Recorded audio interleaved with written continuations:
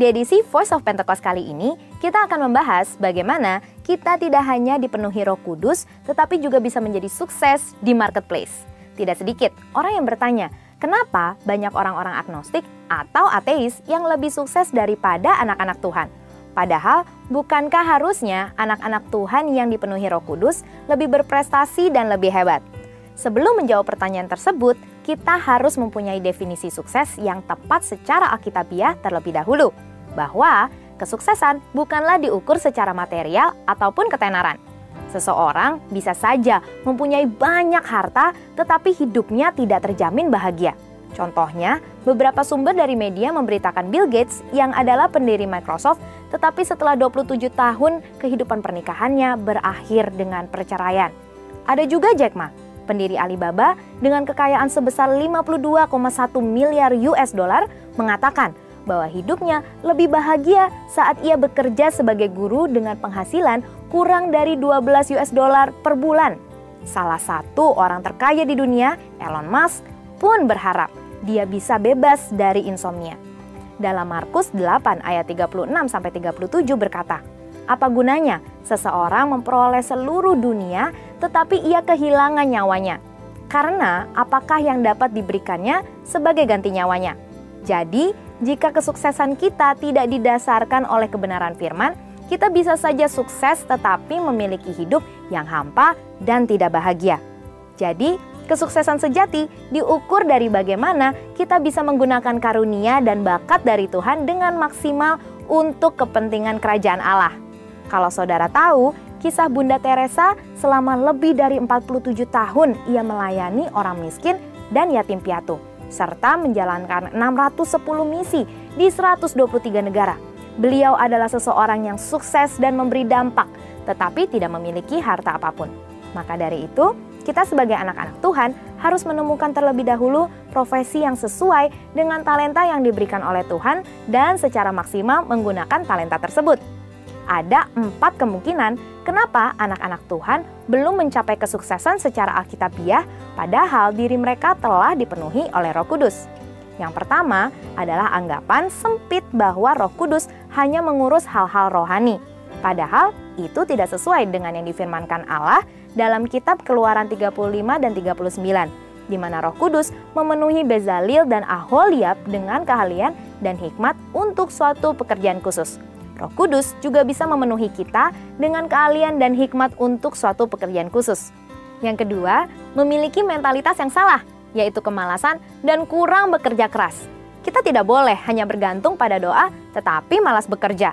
Tuhan mengingatkan kita agar tidak terjebak dalam kemalasan seperti dalam Amsal 6 ayat 6. Hai pemalas, pergilah kepada semut, perhatikanlah lakunya dan jadilah bijak. Yang ketiga, anggapan keliru mengenai marketplace sebagai hal yang duniawi. Padahal, Tuhan bisa memakai orang-orang Kristen bukan hanya dalam gereja, tetapi menjadi dampak di marketplace. Dan yang keempat, pemahaman keliru mengenai kedatangan Tuhan yang kedua kali, sehingga hanya menanti secara pasif dengan meninggalkan hal-hal yang tidak berkaitan dengan rohani, sehingga mereka kehilangan daya saing. Padahal, di 2 Tesalonika 3 ayat 6-7, Paulus menegur orang yang lalai melakukan pekerjaannya. Maka dari itu, haruslah kita memiliki paradigma yang baru bahwa kesuksesan diukur dari bagaimana kita bisa menggunakan karunia dan talenta khusus yang diberikan Tuhan. Sehingga kita bisa menjadi dampak di marketplace dan nama Tuhan bisa dipermuliakan. Jadi, marilah kita rindu untuk terus dipenuhi Roh Kudus dan berlari pada tujuan panggilan surgawi. Saudara, untuk penjelasan lengkapnya dari tim teologi kami, silahkan klik link yang ada di atas atau scan QR Code yang tersedia. Tuhan Yesus memberkati.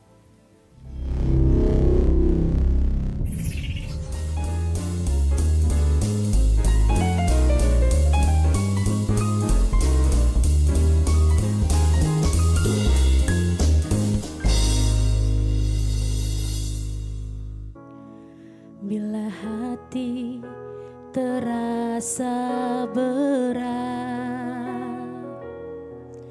tak seorang pun mengerti bebanku. Ku tanya Yesus, apa yang harus ku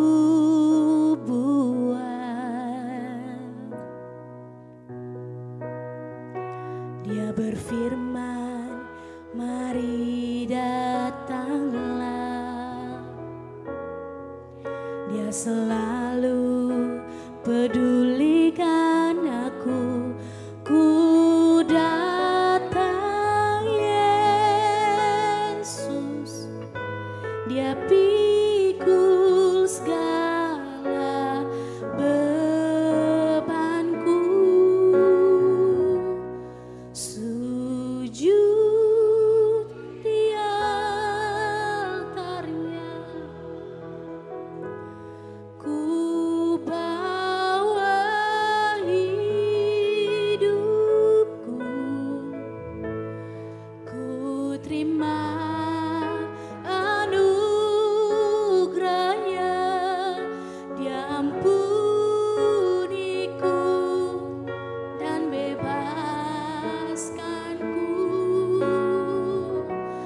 Dia ubah hidupku, baharui hatiku. Sesuatu terjadi saat datang di altarnya. Boleh kasih tepuk tangan buat Tuhan Yesus. Sama-sama kita katakan. Bila hati terasa berat, tak seorang pun mengerti bebanku. Ku tanya Yesus, apa yang harus ku buat? Dia berfirman, mari datanglah. Dia selalu pedulikan aku. Ku datang Yesus, Dia pikul segala bebanku. Sujud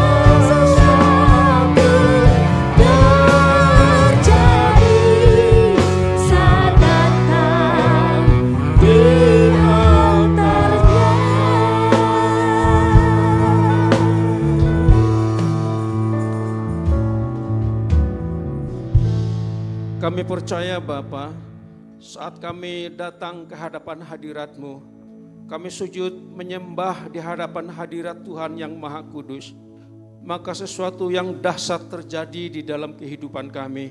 Karena kami percaya Tuhan, saat kami menyerahkan seluruh kehidupan kami ke dalam tangan Tuhan, maka Tuhanlah yang bekerja dan berkarya dalam hidup kami. Saat kami mengangkat tangan kami kepada Tuhan, maka Tuhan Yesuslah yang turun tangan untuk menyelesaikan semua masalah dalam kehidupan kami. Karena kami percaya Tuhan, saat kami menyerahkan hidup kami sepenuhnya ke dalam tangan Tuhan, Tuhanlah yang berkarya dalam hidup kami. Terima kasih Bapa. Sebentar kami akan mendengarkan kebenaran firman Tuhan. Mari Bapa, Engkau mengurapi kami dan urapan kuat kuasa Roh Kudus-Mu Tuhan.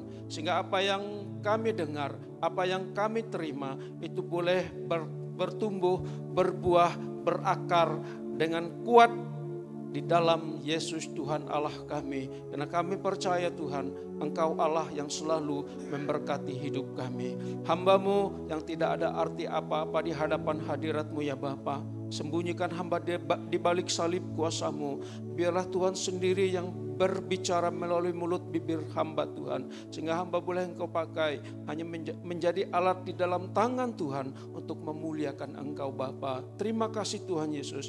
Berfirmanlah kepada kami ya Bapa pada siang hari ini. Karena kami siap untuk mendengar, menyimpan, membagikannya, bahkan melakukan, mempraktekkan firman Tuhan itu di dalam kehidupan kami. Hanya di dalam nama Tuhan Yesus Kristus kami mau buka hati kami dan kami terima dengan penuh sukacita firman-Mu Bapa. Haleluya. Amin. Amin. Shalom saudara kasih dalam Tuhan. Shalom. Selamat siang, silakan duduk. Ya, rupanya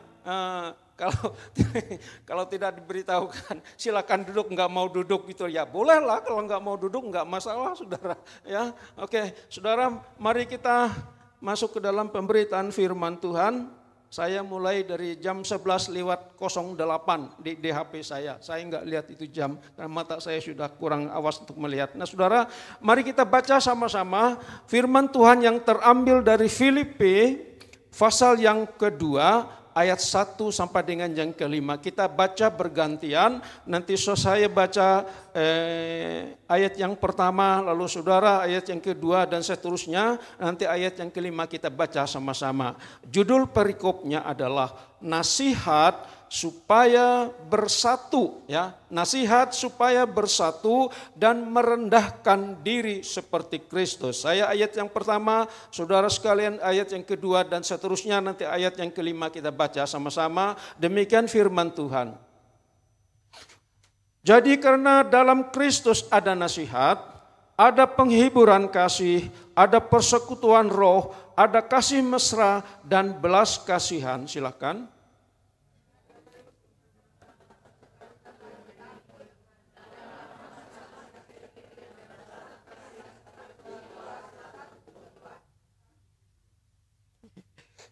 Ayat yang ketiga, dengan tidak mencari kepentingan sendiri atau puji-pujian yang sia-sia, sebaliknya hendaklah dengan rendah hati yang seorang menganggap yang lain lebih utama daripada dirinya sendiri.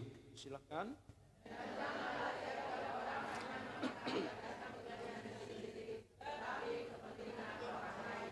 Sama-sama ayat yang kelima, 1, 2 mulai. Hendaklah kamu dalam hidupmu bersama-sama dan perasaan yang terdapat juga dalam Kristus Yesus. Balapan ya kita baca.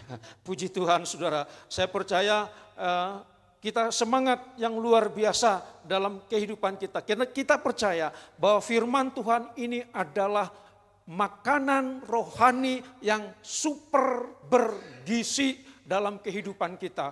Karena kita percaya saudara, firman itu adalah pelita bagi kakiku dan terang bagi jalanku. Artinya firman itulah yang menuntun langkah hidup kita hari lepas hari. Saudara yang kasih di dalam Tuhan, dalam satu keluarga yang telah dipersatukan oleh Allah, maka kita harus perlu menaruh pikiran, perasaan kita dalam Kristus Yesus Tuhan kita. Dan hal ini sangat penting. Hal ini sangat penting dalam satu keluarga. Sebab saat kita menaruh pikiran dan perasaan kita di dalam Kristus, maka Kristuslah yang menjadi raja dan pengendali atas pikiran dan perasaan kita. Maka sukacita dan damai sejahtera Allah itu menguasai dan mengontrol seluruh situasi dan kondisi apapun juga yang terjadi di dalam hidup kita. Suami, istri, anak-anak perlu menaruh pikiran dan perasaan yang berpusat dan bersumber hanya kepada Tuhan Yesus. Sebab gini saudara, kalau kita menaruh pikiran kita kepada hal-hal lain, maka pikiran itu, saudara, kata orang, tempat yang paling rawan untuk menjadi tempat medan peperangan. Dan itu kalau bukan dengan kuat kuasa Roh Kudus, maka hal itu mustahil kita bisa kalahkan. Tetapi saudara yang kasih di dalam Tuhan, saat kita membaca dan merenungkan firman Tuhan, maka pikiran kita, hati kita diisi dan dikuasai oleh kebenaran firman Tuhan. Saat kita menaruh pikiran dan perasaan kita di dalam Kristus, maka kita hanya memikirkan perkara-perkara yang di atas, yaitu perkara-perkara sorgawi, bukan perkara-perkara duniawi. Sebab saudara yang kasih di dalam Tuhan, kalau kita memikirkan perkara-perkara duniawi ini, mungkin bisa saja kita bisa tersesat. Karena tidak ada satu tempat pun di muka bumi ini yang bisa membawa kita kepada sukacita dan damai sejahtera Tuhan. Hanya kita diam duduk di bawah kaki Tuhan, lalu membaca dan merenungkan firman Tuhan setiap saat dalam hidup kita. Sebab saat kita membaca dan merenungkan firman Tuhan setiap saat dalam hidup kita, maka hidup kita ini hanya dikendalikan oleh Allah saja. Amin. Nah saudara, coba kita lihat di dalam 1 Korintus pasal yang kedua.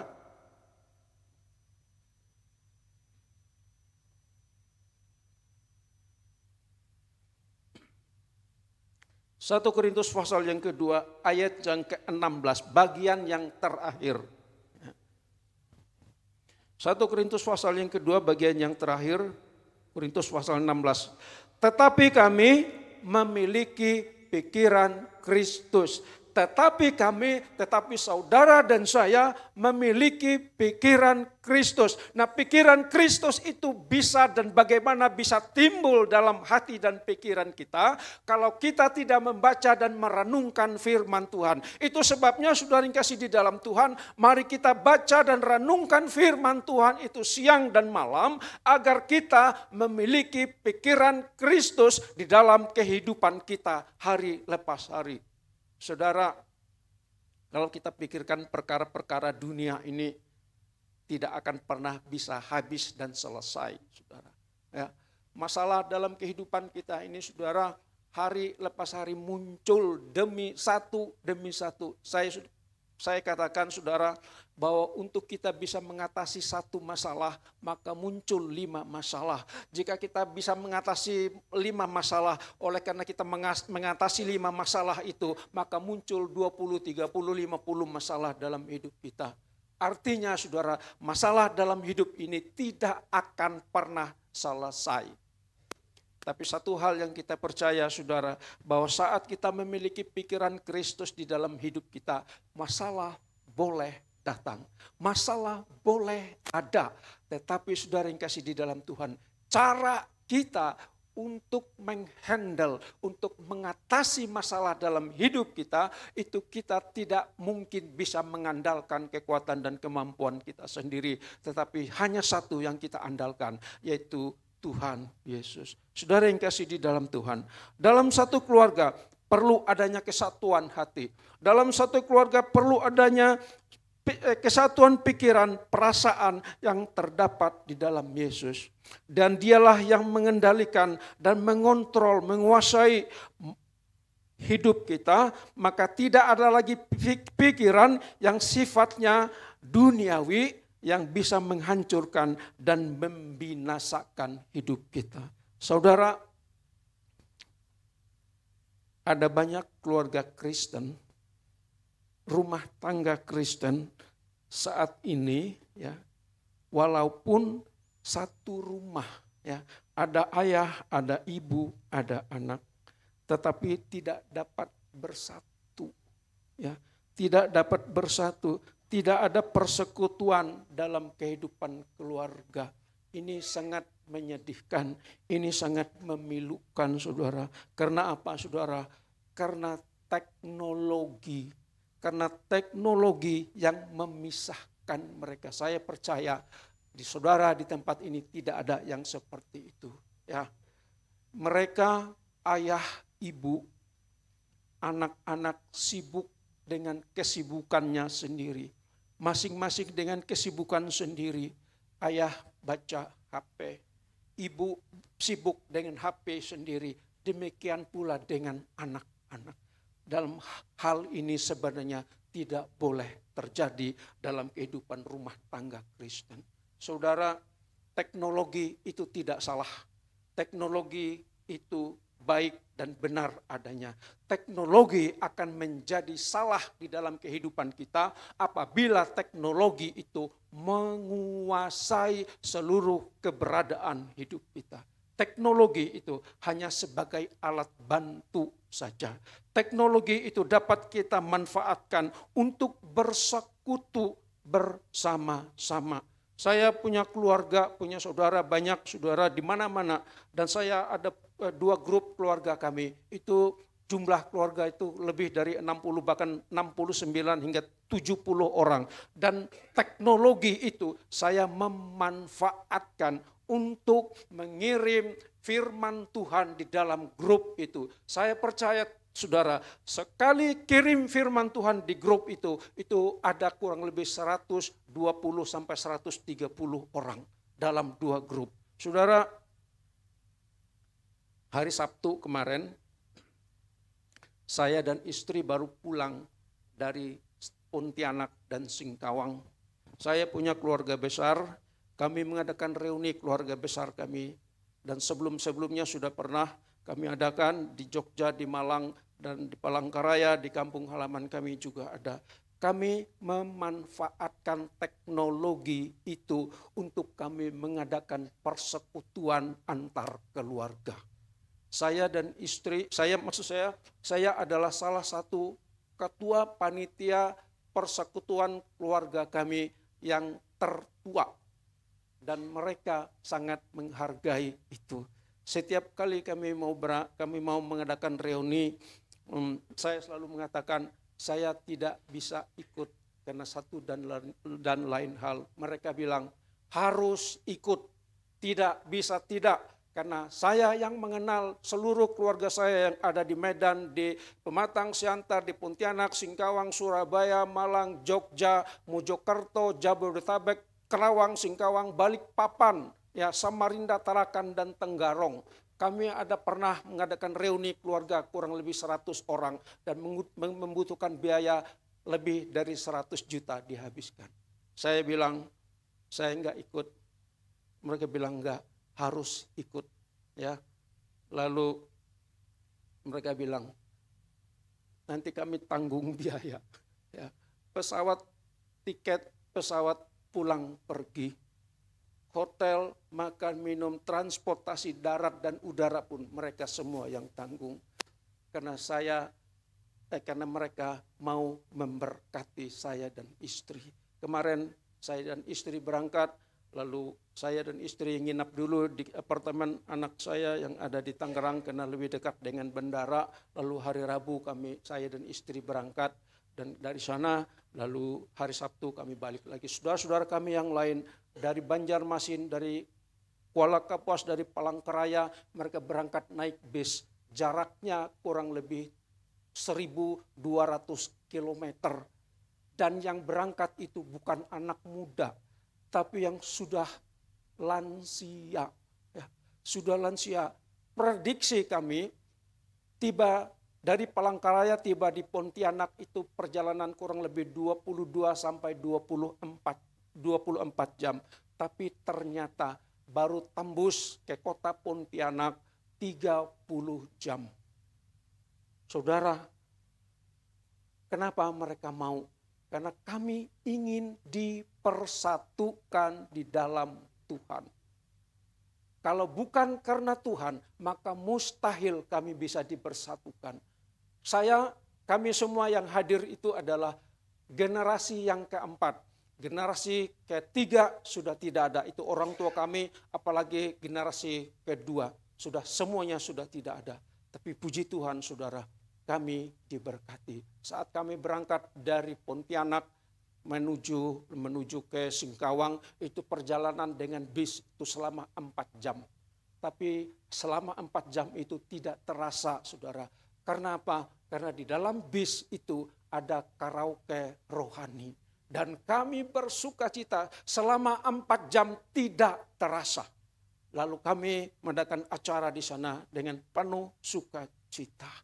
Saudara, kakak saya yang tertua umurnya 73 tahun. Dia ikut naik bis, saudara. Sampai dia bilang begini ke saya. Selama ini saya kalau bepergian selalu membawa obat migrain. Selalu membawa obat migrain. Tetapi mungkin karena keasikan atau mungkin juga karena faktor usia, dia lupa makan obat migrainnya. Tetapi justru dia lupa makan obat migrainnya enggak kumat. Ya, kenapa saudara? Karena kami bersuka cita di dalam Tuhan. Ya, kalau tanpa Tuhan maka tidak mungkin. Saya pun juga saudara, kalau terlalu lama duduk di dalam kendaraan, pinggang saya letoy saudara. Tapi saudara, benar seperti kakak saya bilang, bahwa kita bersuka cita di dalam Tuhan karena ada persekutuan sehati, sepikir, seroh dan sejiwa di dalam Tuhan, maka sakit pun menjadi tidak terasa. Kenapa saudara? Karena roh Allah ada bekerja di dalam persekutuan itu. Saudara, perlu dan penting di dalam kehidupan kita ini, kita bersatu hati di dalam Tuhan. Karena di dalam persekutuan itu Tuhan ada, Tuhan hadir, berkat Tuhan tercurah dan melimpah-limpah di dalam kehidupan kita. Saudara, tanpa adanya kesatuan hati dan pikiran tidak akan pernah ada kesepakatan. Saudara, saat kami mengadakan reuni di keluarga besar kami ada kaos gitu dapat, lalu di depan sini ada tugu Katulistiwa.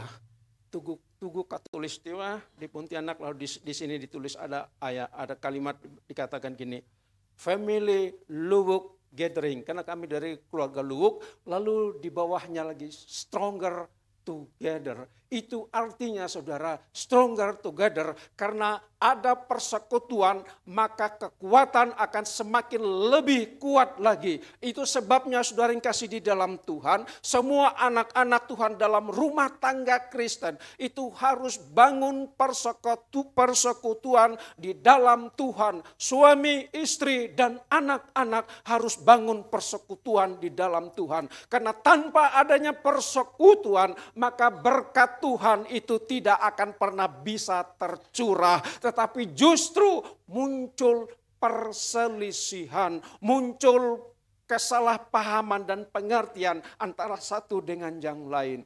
Saudara yang kasih di dalam Tuhan, kita bersyukur pada siang hari ini kita boleh mendengar, kita boleh diingatkan dengan kebenaran firman Tuhan bahwa persekutuan dalam keluarga, persekutuan dalam rumah tangga itu sangat penting. Satu hati, satu pikiran, satu roh, dan satu jiwa di dalam Tuhan. Saudara, di dalam Alkitab ada contoh yang nyata dan jelas.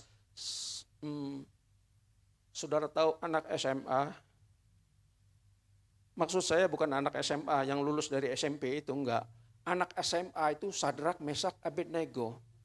Oke, ya. Ya. Sadrak, Mesak, dan Abednego. Coba kita lihat di dalam Daniel pasal yang ketiga. Ini saudara, saya sangat suka sekali dengan ketiga anak SMA ini saudara ya.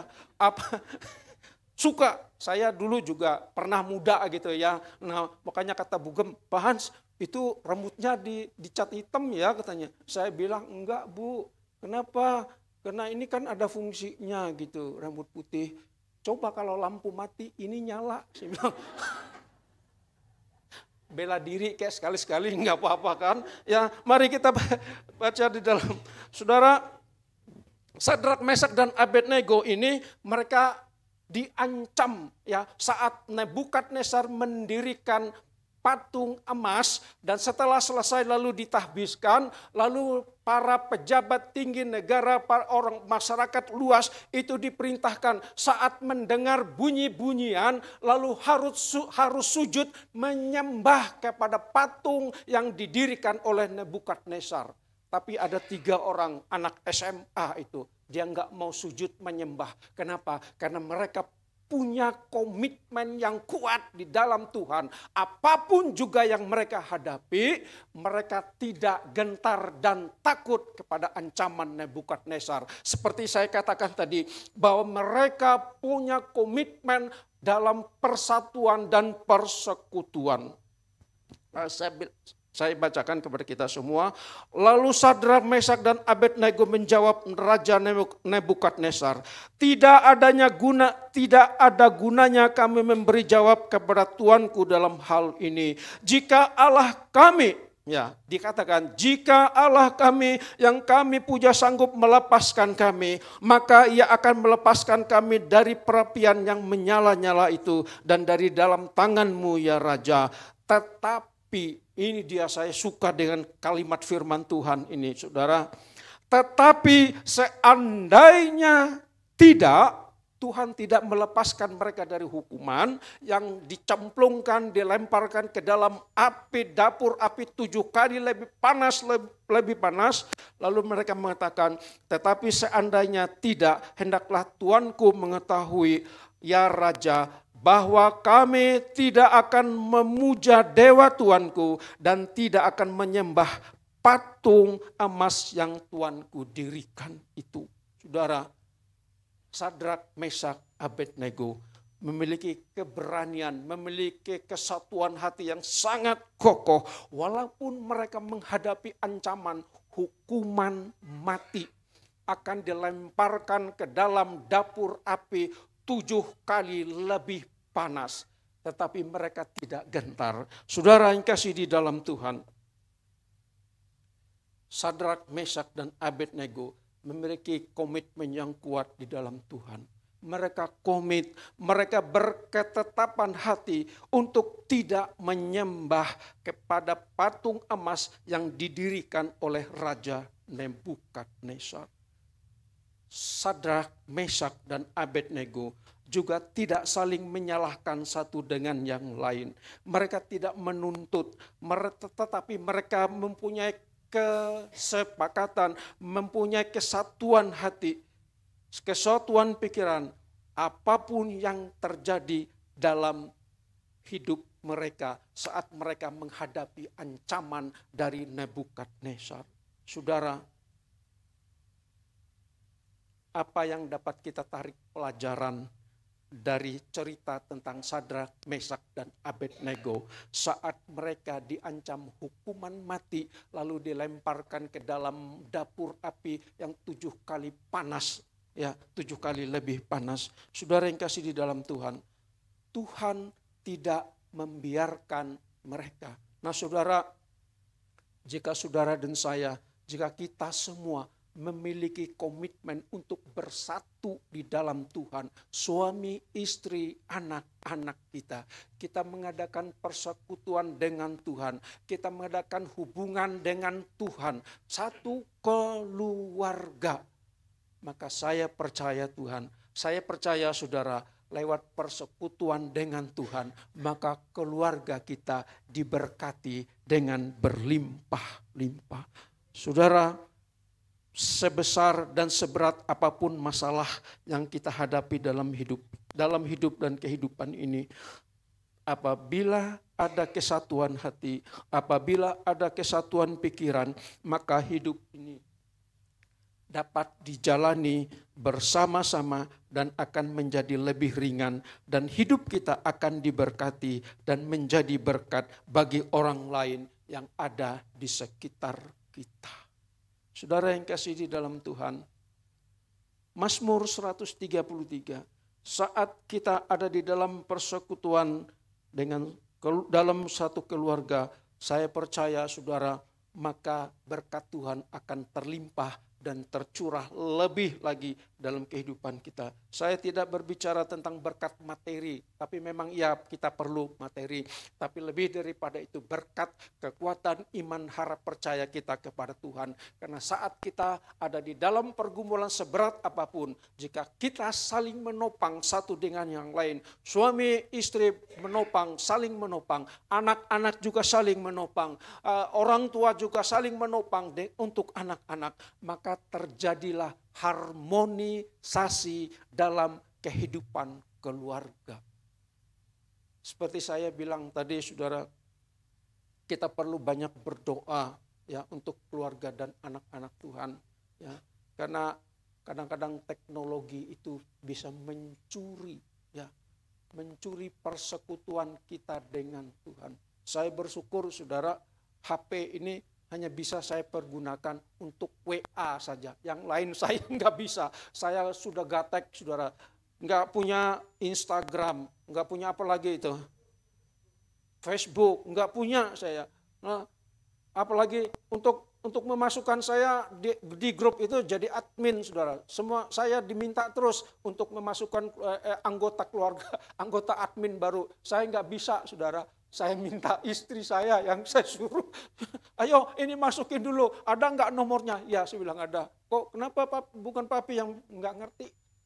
Ya saya bersyukur saudara. Kenapa? Pertama memang ini sudah mulai lemot. Sudah mulai lemot dan itu memang benar saudara. Karena faktor saya pun juga pelupa saudara. Saya pernah di situ duduk tuh di tempat bugem tuh. Lalu saya mau opening begitu, saya duduk ke situ, saya jalan ke belakang sana, lalu saya ada sesuatu yang mic yang saya ambil nih sama Haris. Begitu saya sampai di sana, mau ambil apa ya? Lupa. Balik lagi saya ke situ duduk, lalu saya berusaha ngingat. Oh, ngambil mic, saya cerita ke Haris, saya diketawain, saudara. Kasihan orang tua diketawain, saudara. Tapi ya itu memang nggak bisa saya pungkiri, saudara. Kalau sudah berumur itu namanya PDEP, saudara. Penyakit PDEP. P-nya pendengaran. Ini sudah mulai terganggu. Lalu DI-nya daya ingat. Itu memang benar. Lalu yang ketiganya penglihatan. Seminggu yang lalu saya ke dokter mata. Saya diperiksa mata saya. Ini katarak. Nggak jelas. Ini dari situ saya nggak bisa melihat dengan jelas. Mendeteksi nggak bisa dengan jelas. Lalu kata dokter, Pak operasi katarak aja. Saya jadi mikir, saudara. Nanti minggu ketiga bulan Juli saya dianjurkan untuk operasi katarak. Saudara, ya itulah umur. Tapi saudara yang kasih dalam Tuhan, saya bersyukur, saudara. Saya bersyukur ada banyak orang yang umurnya di bawah dari saya. Ya, sudah banyak sakit ini, sakit itu, sakit ini, sakit itu, sakit ini, sakit itu. Ya, saya bersyukur saudara, Tuhan memberikan saya kesehatan yang menurut saya usia 17 masuk ke 27 ini Tuhan berikan kesehatan yang cukup prima, saudara. Ya, saudara yang kasih di dalam Tuhan. Nah, saudara, jangan diketawain Bu, kasihan orang tua.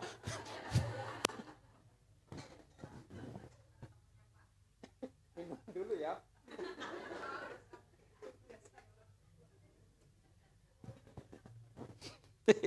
Oke.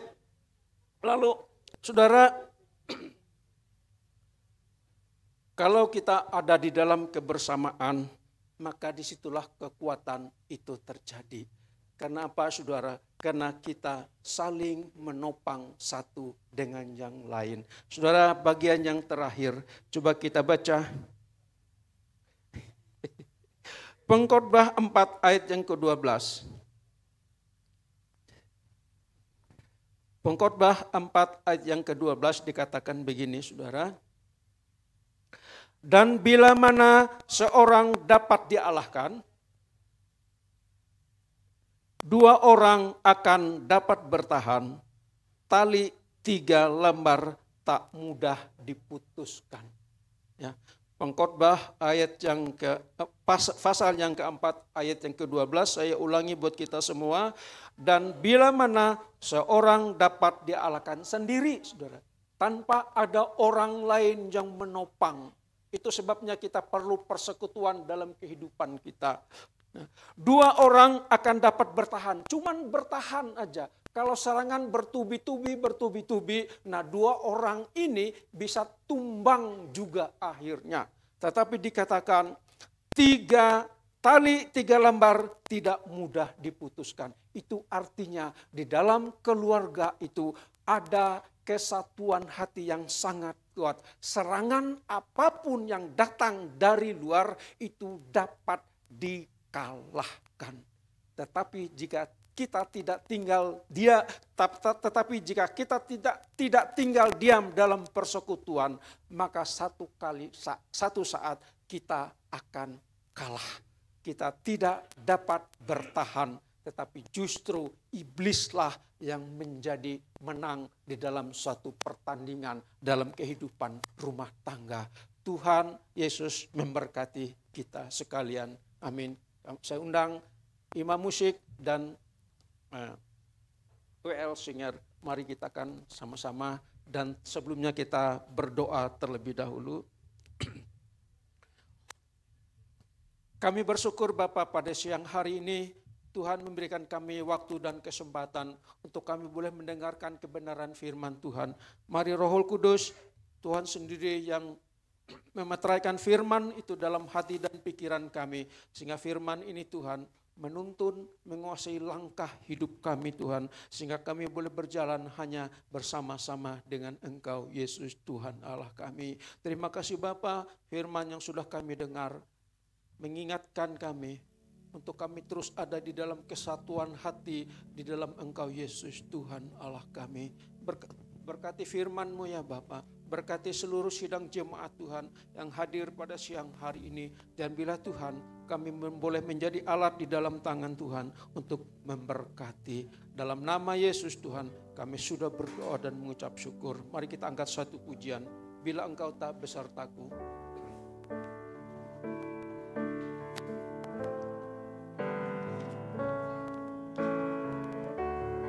Bila Engkau tak besertaku,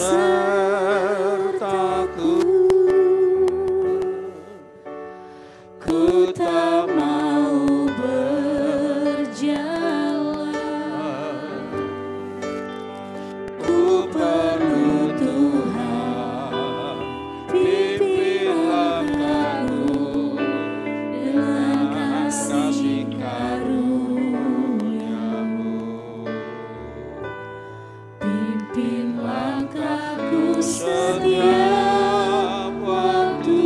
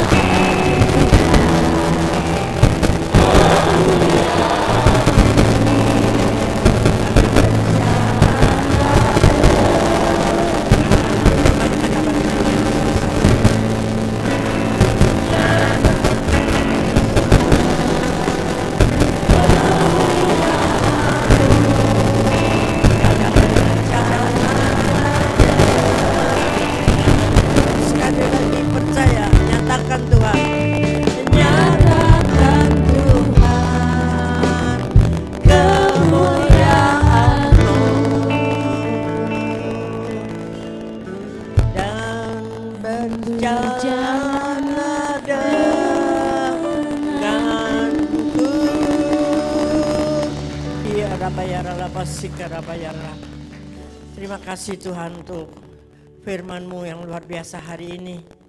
Kami semua diberkati, diteguhkan kembali bahwa kami harus berjalan bersama Tuhan di dalam satu kesatuan, terutama keluarga-keluarga inti harus bersatu di dalam tuntunan Tuhan, sehingga berkat itu boleh turun atas keluarga-keluarga kami.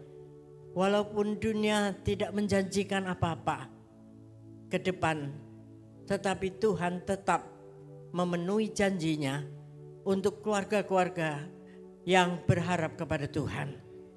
Teguhkan setiap kami Tuhan, satukan kembali keluarga-keluarga yang mungkin ada yang retak-retak. Biarlah Roh-Mu terus bekerja dan semua berharap berjalanlah denganku Tuhan. Karena tanpa Engkau kami tidak akan mampu menjalani kehidupan ke depan ini. Terima kasih untuk hamba-Mu Pak Hans. Mari kita arahkan tangan kita kepada hamba-Nya. Pak Hans yang sudah menjadi berkat pada siang hari ini. Engkau memberikan dia kembali berkat yang berlimpah-limpah Tuhan. Karena Engkau mencintainya, keluarganya, anak-anak, cucu-cucunya, menantunya. Terus Engkau berkati dalam satu kesatuan yang indah. Yang menjadi teladan, menjadi berkat bagi keluarga besarnya, bahkan bagi setiap orang yang dia temui. Dan biarlah penuaian jiwa juga terjadi melalui kehidupannya. Terima kasih Tuhan untuk kesehatan, semua Tuhan sempurnakan di dalam nama Tuhan Yesus Kristus. Terima kasih Bapak, terima kasih. Mari kita sekali lagi bersyukur kepada Tuhan. Katakan ku bersyukur kepada Tuhan, karena Tuhan selalu baik kepada kita. Ku bersyukur Bapa, ku bersyukur Tuhan, buat kasih setiamu di dalam hidupku. Ku bersyukur.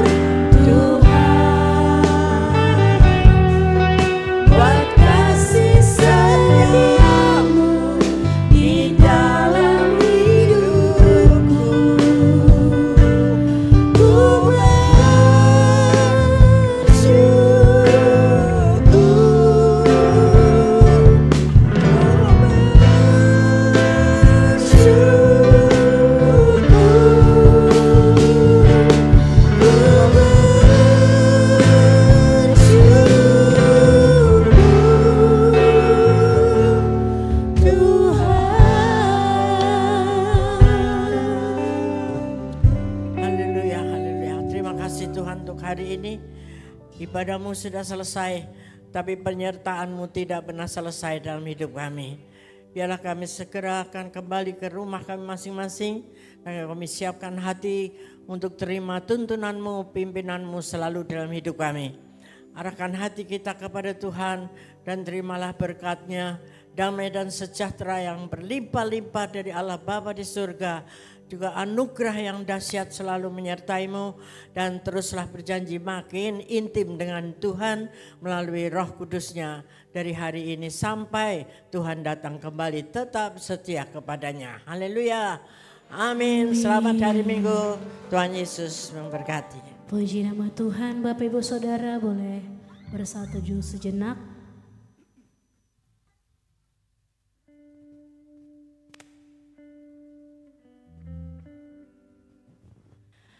Ibadah siang hari ini telah selesai. Selamat hari Minggu. Tuhan Yesus memberkati kita semua. Amin.